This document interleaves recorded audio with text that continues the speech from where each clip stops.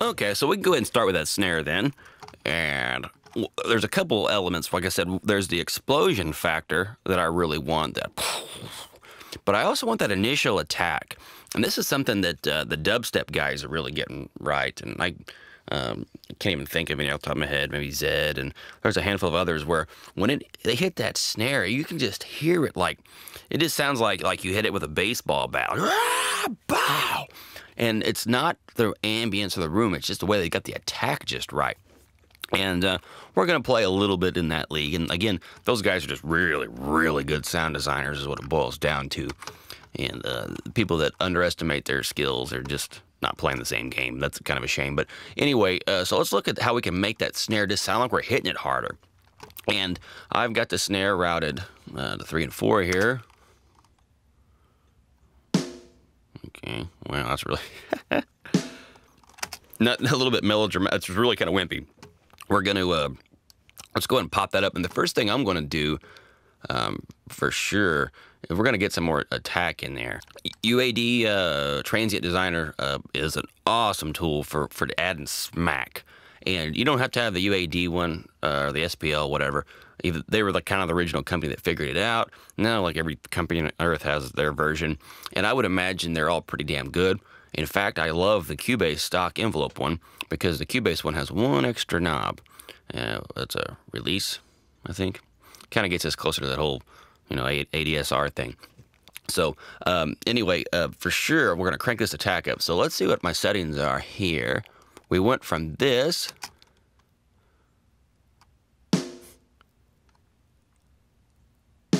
This is so not exciting. 2. Okay, and out of context, it's really, that doesn't seem to be, well, let's go in context, I guess.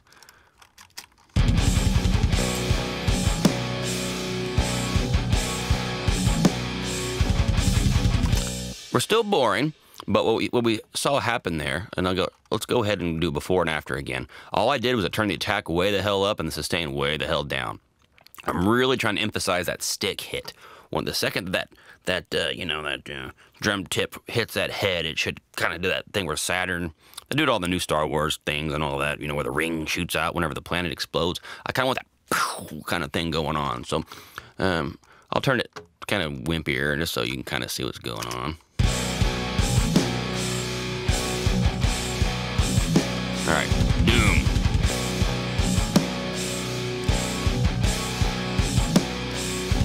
Okay, and that's a start. That's just one element, but I've made the stick hit significant. That's the big thing for me.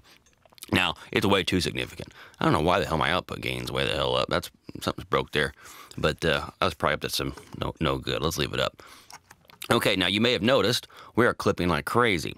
Now, we can get away with clipping on individual tracks. It's long as when we render on our 2-bus over here, we're not over 0. And you'll notice, even though it says plus 14, which, like I said, we're just destroying this meter in peak energy. By the time it goes through all of our junk on the 2-bus, we ended up at whatever it was, minus 0.1 or something. So we can get away with this, and there's nothing wrong, and we're not distorting. It's called floating point math. I've covered that in other videos. We don't have to get too wound up about it. The thing is now is we are definitely overloading everything on our 2-bus here. Overloading in a potential good way. This is a big thing I need to emphasize. This raging attack is triggering all these things to do something. Let's see, I got the UAD 4K bus compressor. It's going to do something when we overload that much attack. What will it do? And that's where it gets fun. This is another one of those, we're breaking the damn rules, overload equipment to get something interesting. With that said, I don't want to go that far with it, and so I just tossed a little crappy Cubase limiter, which is the same thing as a brick wall limiter, I believe. And let's just see what it does when it's on there.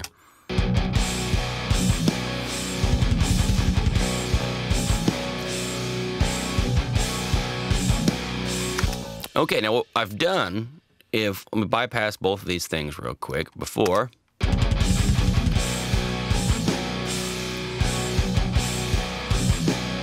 It just kind of sounds like you're hitting it with a brush, or even though I kind of like brush drums, so that's a bad metaphor. It sounds like we're just hitting it like we're sissies, and now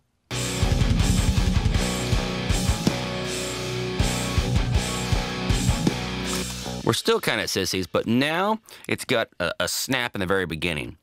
Maybe it sounds like a really well-tuned jazz kind of guy hitting it pretty good. I don't know, but we've added a thing. Now, here's another kind of hypocrisy of this little trick of using tremendous amounts of attack boost, like I'm doing. Well, why aren't you up front? You're making me look stupid. All right, we're using a tremendous amount of attack here on the UAD transient designer thing, but then we're kind of shaving it off. So it really doesn't make sense to boost the output gain.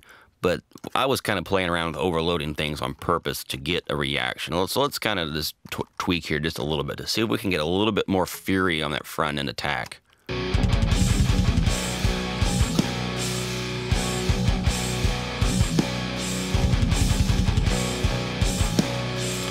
And that's not bad. Again, we're not done, but that is a start where we had that initial this initial that we didn't have before. Now, here's another thing. I know some of you guys love this heavy attack front end, and you really, really, really want to hear just that ridiculous amounts of attack. I mean, I've went through that sound before, and I love it to a certain degree. However, I think a lot of you guys are going to do it without your brick wall emitter on. You're going to do it without your bus compressor on, and without your multiband compressor on a 2-bus. Those 3 things you have to, if we want to get loud, have to play within the rules. And that means I am shaving this stuff off. If I took all this crap off, I could make this 10 times more attacky. And you guys who like that attack are going to go, yeah, that is way better, cool. But by the time we get into reality where we get loud, then all I get shaved off again. We can't do it with just pure transients. So because of that, in my own instincts, I've kind of learned to go for a lot of a crushing attack, but I'm never going to go for too much, and we're going to use the body of the drum to add some of that back, because I don't know, I guess it doesn't make sense to get all wound up about this like artificial land where you can fly and all this business if you have to come back to reality eventually. And reality is we're going to get loud, and we are going to shave off those transients. So let's not even get tantalized or teased by them in the first place. Okay, so that's step 1. Moving on.